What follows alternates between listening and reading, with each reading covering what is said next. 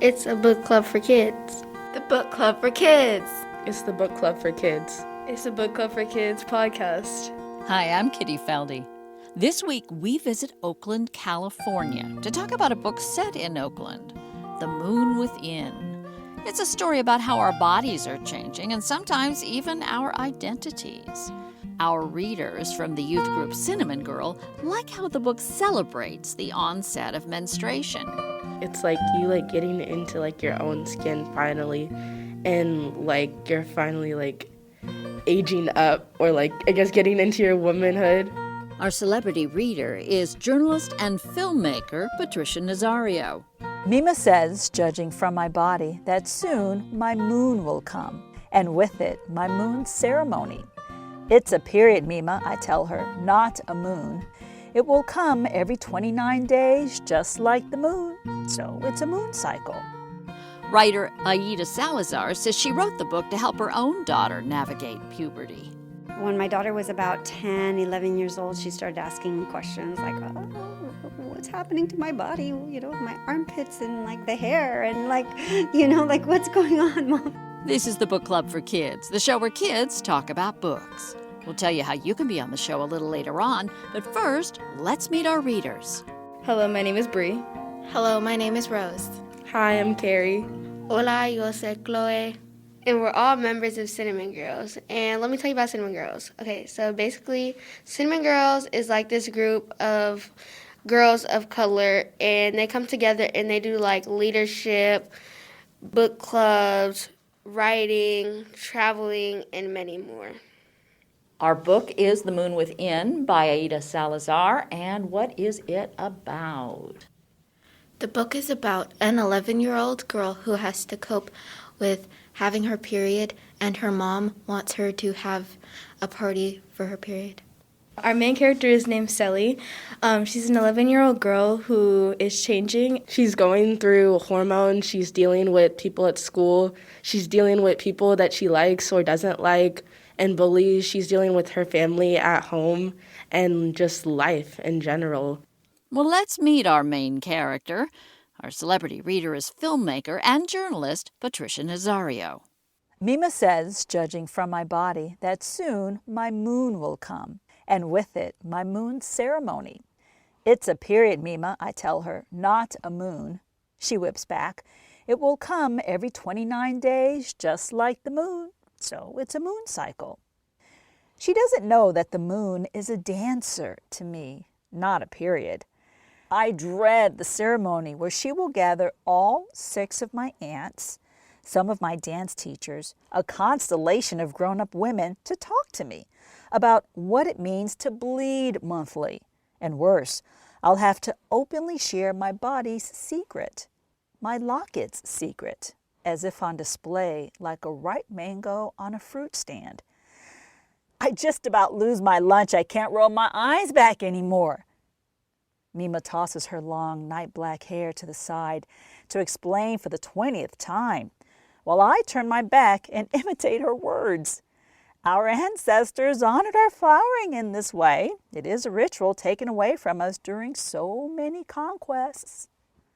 The thought of having to talk to anyone, especially adults, about secrets only meant for my locket makes my insides crumble.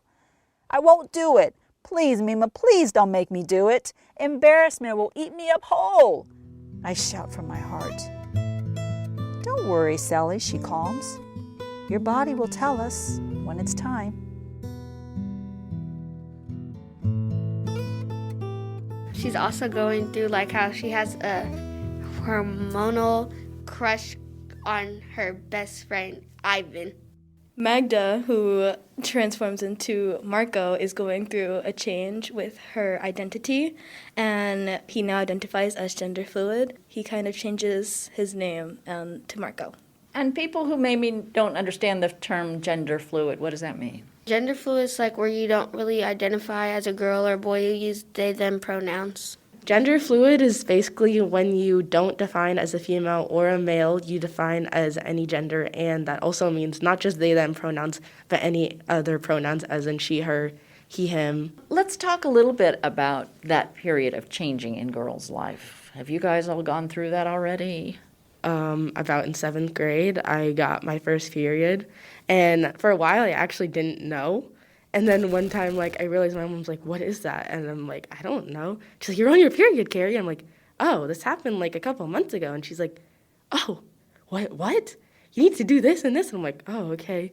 And then, like, I started learning, like, what a tampon was, or, like, what you're craving, or, like, if you're at school and you're on your period and then you realize, like, you're really moody to all your friends because you're like, "I don't want to be here." And then after a while, it just stops, and you're like, "Thank God." And then a couple months later, oh no, back again. I was not prepared at all. I didn't even know what a period was for a while. I didn't know what a tampon was for a while. I didn't know what a pad was for a while. I really didn't know anything, honestly. I was just kind of like going on with my life, and then I was just like there. I haven't had my period yet, so I'm not, like, I'm prepared because of my mom, but other than that, yeah, I think I'll be prepared when that happens. Are you nervous? Not very, because I know that I'll be prepared, so.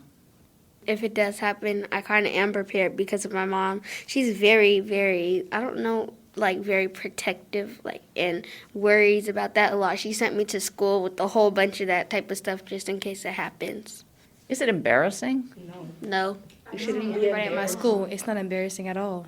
Don't let, like, well, not people, guys, put you down because you're on your period, because every female goes through it. So we all know we're going through the same thing. And you don't want, like, another male being like, "Oh, are you on your period? That's why you're acting so moody." Like, don't say that to anyone. Like, it's rude. And probably make you more moody if you are. And if you aren't, then just, like, be quiet. Like, keep it to yourself. No one asked. It's very rude to ask a girl if she's on her period. So the other thing that, Sally, you guys mentioned that she was experiencing was this intense emotional reaction to having her first crush. I can remember my first crush. Do you guys, have you noticed that yeah, I'm hearing nods. I'm not the only one that went through this? Yeah, like, crushes are hard. Like, you feel like that person is just the only person, you know? I think it's kind of interesting, and some people don't have crushes, but thinking like, oh, if I'm feeling this way towards a person, maybe I feel this way, or if I'm feeling this way towards a person, maybe I'm feeling this way. Personally, I've never really had a crush, so it's not an issue for me. I suggest that you become friends with the person, you get to know them before you start liking them, because, you can just like them but not even know nothing about them. But I remember when my first crush was. Oof. The book is written in poetry rather than prose. Talk a little bit about this novel in verse and how that worked for you as a piece of writing. Honestly, how the book is wrote is better because, I don't like reading those long paragraphs. I prefer the poetry style. I feel like it's just, easier to read. It's just, smaller, little bits instead of just, line on line on line of reading. And I like how the author just, wrote it and worded it in, the style that she did. So everything about it I just really enjoyed. And also I do enjoy poetry, so, seeing a book like that, but then it was still, it had, a whole plot and everything was, really cool. Yeah, I feel like poems, or books like that help dyslexic kids mostly, so that it's easier for them to read and not as hard. But it could also be for lots of other people, but it's just easier for me, definitely. There aren't a lot of books that are California specific. This is the first book I've ever read that was Oakland specific. And a lot of the details I thought were so good in this book that I sort of had a visual image. I knew exactly what they were talking about. Did you guys catch that also? I love the imagery because she would be walking down the street, I see Merritt, and then in my head, I know where Merritt is. I walk by there, I drive by there. She would name the streets or where she was going, and it's exactly in that instant, I knew where it was because that's where we live. That's our town. It's an everyday thing. And it's you can relate to them a lot more because it's we're going the same way basically. So I thought that was really cool. Let's talk a little bit about that ceremony that Sally's mother really wants to have for her. Was that interesting, odd? Did it make you feel nervous? Did you want to have one? I would have definitely wanted to have one because I feel it's you getting into your own skin finally, and you're finally aging up, or like, I guess, getting into your womanhood, like Chloe was saying, and just like you feel like a little more ready into the world, and it's like everyone's celebrating you about this, about you like getting your period, and it's like no embarrassment, like they're all proud. It's like a special thing. So I feel like that's just really like amazing to have like so many like supportive like women around you to support you on that. I found it a little bit interesting, but at the same time, I don't really think I would want to have one. I do think it was a little bit overboard. I think you should maybe have a choice to like have one of those, because some people, they don't feel comfortable sharing. Some people do feel comfortable sharing, but I understand for some people a party might be a little much. We are joined by our writer, Aida Salazar. You guys got any questions for her? Who or what inspired you to write this book? So my daughter, when my daughter was about 10, 11 years old, she started asking questions like, oh, what's happening to my body? My armpits and like the hair and like, like what's going on, Mom? I'm a writer, and she was a big bookworm. She really loved to read. And so we went to the library and we're like, okay, let's see if we can find a story about puberty, about menstruation, and we couldn't find one. So I was like, well, maybe that means I got to write one. So in the book, I was wondering if there was any connection with the main character and yourself going through your own period and everything. A little bit. I feel like I'm a little bit of all of the characters, including the dad, including Mar, including everybody. But yes, I was very embarrassed to talk about it. I didn't want anybody to know anything. And then, do you remember this poem in there? It's called Mima's Moon. Remember that one? Where the mom says that she hid? Well, that was kind of my story. Why did you choose to make Marco, like, Magna to Marco? Why did you choose to make him go, like, change identification?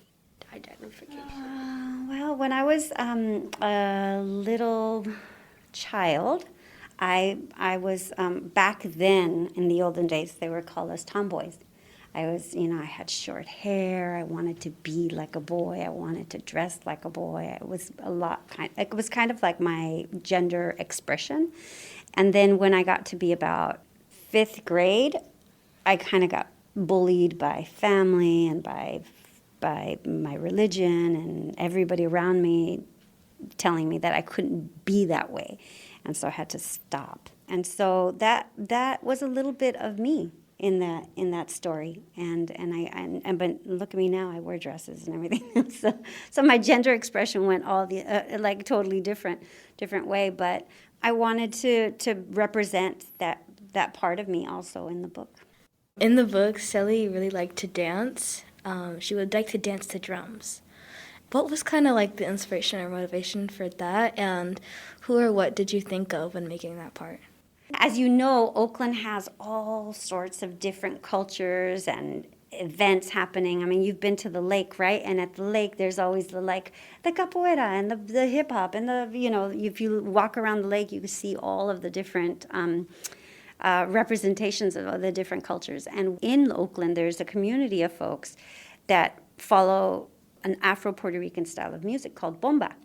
And so we hadn't seen a story about bomba. And my family, my children are half Mexican, half Puerto Rican, Afro-Puerto Rican, just like the characters in the story. And they dance and play bomba. And so I thought, this would be a really fun thing to show in a book. Was there a certain message that you wanted to send to your readers? Yes, definitely. Well, I wanted to tell you all that story that we've heard about menstruation, the one that says you got to be embarrassed, that this is shameful, that it's the rag, that it's a curse, that it's such a drag, right? All these negative things that we've heard about menstruation are not really true, right? It could be very spiritual, and it could be very beautiful, and it could be very, very personal and transformational.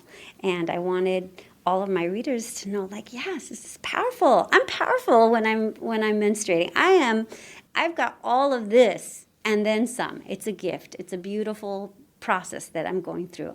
Even though it doesn't feel like it right now, or the experience hasn't always been that way, and the society is telling us one thing, I know for myself that this is something that I have for me and in my power, and it's in relationship to that beautiful orb in the sky right outside our atmosphere.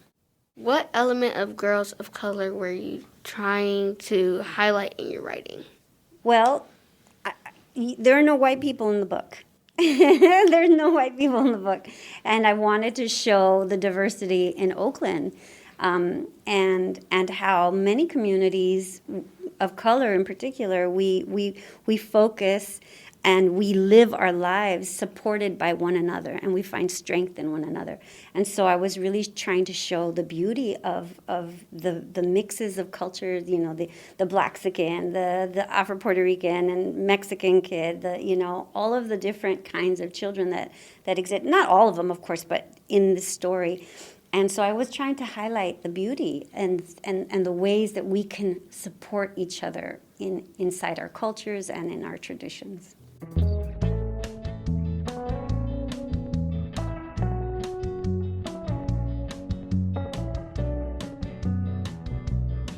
All right, now we've come to the hardest question in the entire world to pose to you, which is, what's your favorite book and why? Mine is Piggy and Gerald because it was so funny. Piggy and Gerald are like best friends. They're like the best friends in the world. I wish I can have their friendship, even though they're a little toxic in one book, but they're some pretty good friends. They're very nice to each other and stuff. Yeah. Okay, my two favorite books are Harbor Me and Piggy and Gerald. But Harbor Me because their friendship is really nice. They all know what they're going. They all kind of have a sense of what each other's going through. And then my favorite character in that book was the teacher because she tells them to say Harbor Me, and Harbor means, for people who don't know, I will protect you. My favorite book is called A Good Kind of Trouble and Anne of West Philly. Anne of West Philly shows a comic book, and I like comic books. It shows Annie, and she learns how to cope with a new family. A Good Kind of Trouble. I really like that book because it shows a lot of things that girls are going through. One of my favorite books is Ghost Boys. It's about a young black boy, and he dies and how his ghost lives on and how he sees what the racism that goes on in the world. And we should mention that is a Book Club for Kids podcast episode, and we will put a link to it at the website, bookclubforkids.org. But you got another one, right? Yeah. And then I also love the Twilight series. Definitely recommend that. And also On the Come Up and I'm Not Your Perfect Mexican Daughter. I think it's just another good book about a young girl and her real life and her family and her trials and tribulations of what she's going through. For On the Come Up, it was written by Angie Thomas, the same person who wrote The Hate You Give. So automatically, I really enjoyed reading The Hate You Give, also another good book. And On the Come Up was pretty similar to that. And believe it or not, that's another Book Club for Kids podcast episode, and we'll put the link at the website. One of my favorite books, it's a series called Heartstopper, and they also came out with the new show. But I really liked Heartstopper because I do like romance novels for some reason. They are really one of my personal favorite dramas. And Heartstopper is really just a really good book in general. I didn't really have anything to relate to, but the way it was written and the way everything just came together as a graphic novel was really good. And my other favorite book is Diary of a Wimpy Kid, because I've liked those books since I was 6 or 7, and it's always just been really funny and a good graphic novel. Dork Diaries is like Diary of the Wimpy Kid, kind of. Dork Diaries is a good one. I recommend it. Well, what about you, Aida Salazar? What's your favorite book? The most influential and the most long-lasting book for me has been Where the Sidewalk Ends by Shel Silverstein. Well, it was the first time that literature was funny. I didn't know, all of the other stuff that I'd read was very serious. These very, interesting stories but this one was just wild and imaginative, and it broke rules, and it was a little bit naughty, and so all of those things were so revelatory to me. I didn't know that you could do that with language, and forever I'll be indebted to Shel Silverstein because of that. I still own the copy that Mr. Clark gave me in 5th grade, and it says, "This book belongs to Aida Salazar," and in many ways it still belongs to me.